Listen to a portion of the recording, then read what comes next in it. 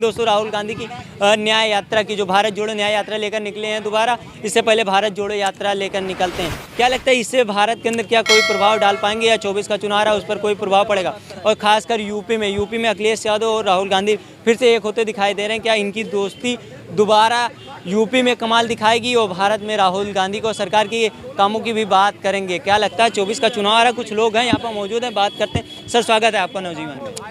बहुत बहुत बधाई कि आपने मुझे अपने चैनल पर बोलने का समय दिया। सर, ये जो भारत जोड़ो न्याय यात्रा लेके और इससे क्या राहुल गांधी कोई प्रभाव डाल पाएंगे भारत के अंदर फिर से? पहले तो न्याय के बारे में आपको समझना, पहला सवाल न्याय है, दूसरा सवाल अखिलेश जी और राहुल गांधी के गठबंधन का है, तीसरा सवाल है कि राहुल गांधी का सामाजिक न्याय यात्रा, राहुल गांधी का भारत जोड़ो यात्रा। तीसरा सवाल ये है कि आखिर भारत जोड़ो यात्रा की जरूरत इस देश में क्यों पड़ी, सामाजिक न्याय की जरूरत इसके देश में क्यों पड़ी, और तीसरा अहम पॉइंट है कि गठबंधन की जरूरत क्यों पड़ी। पहला चीज तो मैं आपको बता दूं कि राहुल गांधी तप का नाम है, राहुल गांधी तपस्या का नाम है, राहुल गांधी निर्माण का नाम है, और राहुल गांधी त्याग और समर्पण का नाम है, भारत का सामाजिक न्याय का नाम है, भारत की एकता अखंडता का नाम है, भारत के किसानों की आवाज का नाम है, भारत की दलित शोषित पीड़ित जनता की आवाज है।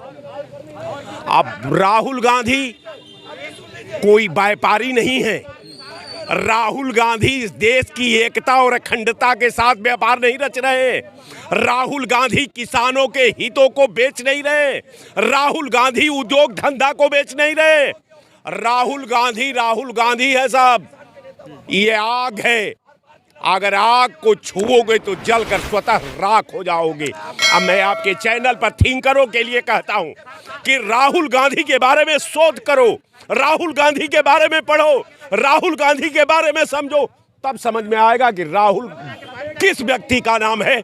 तो मैं आपको संदर्भित प्रकरण में आपको मैं बता दूं कि राहुल जी राहुल है, राहुल गांधी का सामाजिक न्याय है कि यात्रा की बात जहां तक है, न्याय किसानों पर हम ले लेते हैं, चूंकि किसानों के मुद्दा पर आप डिबेट करते हैं, किसानों की आप बात करते हैं, किसानों की समस्याओं को समझना चाहते हैं।